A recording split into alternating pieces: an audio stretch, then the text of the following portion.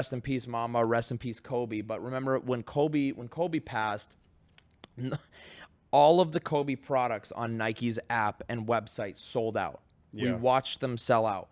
We saw like sizes start to dwindle, you know, jerseys, whatever it was. It sold out over a few hours.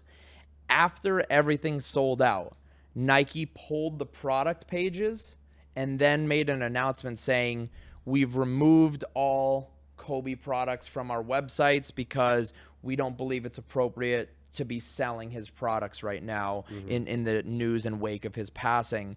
But then all of us that are like actually watching the Nike app and website, we're like, no, you guys sold everything. Like, what are you talking about? There's no moral high ground. Yeah. How are they trying to claim moral high ground? They sold out of stuff, and now they're trying to make it look like they're saints. You know what I mean? And they've sold so many Kobe's since then. So until their contract blows up. Well, What? Did it already end? Well, okay, yes. So, and this is what I was going to get to is, you know, Nike's handling and dealing with the Kobe situation is pretty ugly because, initially in the wake of his passing and the news of Kobe's death, reselling Kobe's was obviously under the microscope. People were like, dude, It's messed up. Don't do it. Don't be doing that. Don't be telling others to do it. Of course, right? Yeah.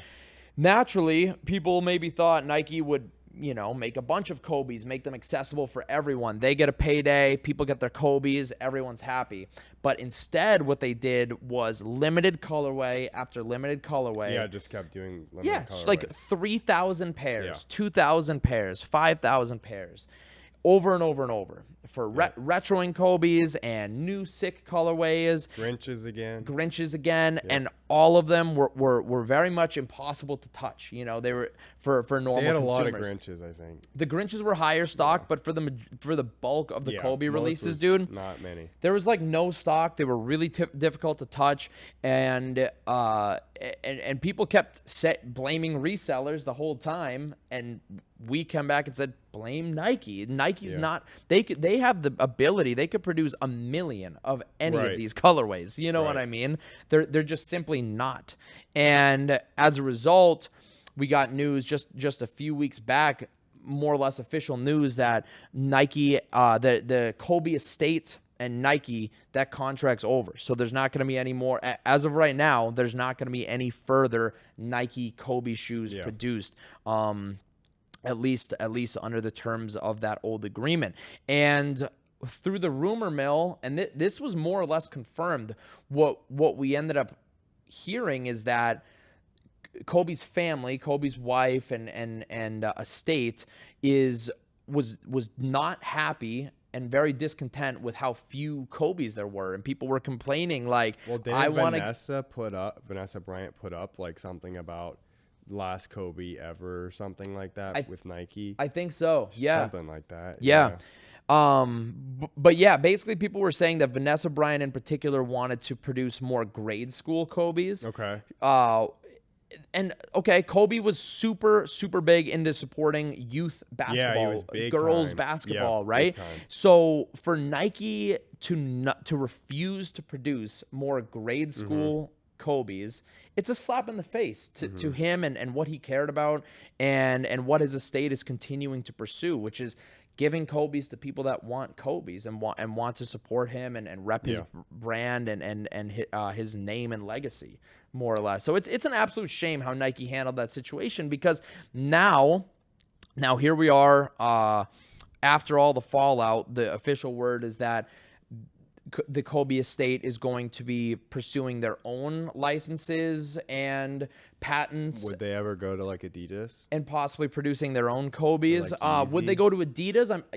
I'm not sure, because I was gonna say, without a brand, like without tough. the swoosh, Without a brand, without the swoosh, how do you sell the product? Yeah. You know what I mean? Without the 3 stripes, how do you sell the shoe? Right. It's very difficult, I would imagine, to ground up. You would think that they would have to approve one of the big that brands. has the production capability. They could produce millions of them. Yeah, who knows, man? Maybe that would be crazy. Imagine future Kobe's being like Adidas and just highly produced under the terms of the contract. Anything's possible. Yeah. All I know is that Kobe's as we knew them, Kobe's as Nikes Right. are sick, and people like them. They're a good performance shoe. People really like playing basketball in them. And it's a shame that we're not going to be getting more of them. Honestly, there's really no winners in that situation at all. Honestly, and Nike, did they do a did they make an official statement on that matter? I'm not sure if they did. I never saw anything from them. Me neither. But I feel like you've heard mostly from his family. Mm-hmm. Or the Bryant, estate or whatever. Yep. Yeah, more of the same of Nike, and they would somehow blame resellers if possible. They would find a way to blame resellers or someone else for why this stuff goes down. But some more Nike controversy actually to keep on the same topic. They've been in a lot of headlines. So there's an artist named Carew. And several years back, she did a piece. I think it was like a mural or a painting. It was a swoosh, like a Nike swoosh, but it was painted with very beautiful flowers and pinks very and beautiful. white. No, I'm serious. It's a nice painting. Yeah, I saw it. It's a nice piece. But flash forward a couple of years, months, whatever. And Nike is releasing a shoe with a flower swoosh. I think it's like an Air Force One or something. There's official images of a Nike shoe coming out with a flower swoosh. It's not identical to this artist's piece. I will say that. And frankly, I do kind of saw, and the artist is upset because she's like, hey, Nike's ripping from, small creators, small artists, and they're using it, for their big global billion-dollar supply chain.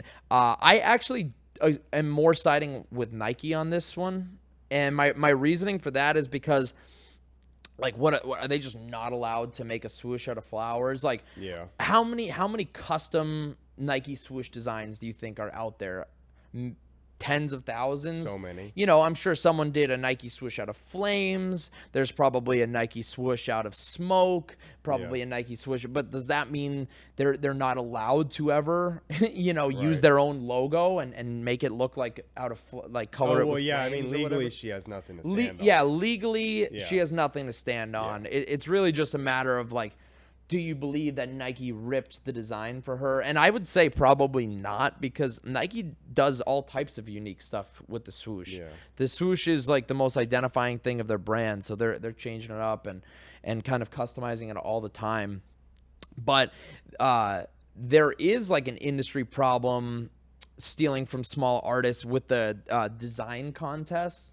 You know about this when PacSun or JCPenney or Big. Oh, when they run these design contests? Yeah, they'll run a design. Submit. Mm-hmm. They'll run a design contest, and they'll say, yeah, if you win the design contest, then you'll get to you'll receive whatever, a 5-day trip out to headquarters, one free hoodie with your design on it, and $1,000 grand prize. Yeah. All the while they're taking all these submissions, taking all the best, and they're doing graphic tees, graphic hoodies, and making millions. Yeah. So that's a big problem, and that it's deceptive.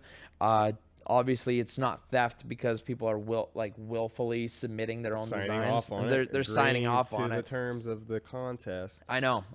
It's crazy. I think PacSun got some pretty big flack recently for hosting one of those. Because they gave them some board shorts. Yeah, right. And some wax for their surfboards. Yeah,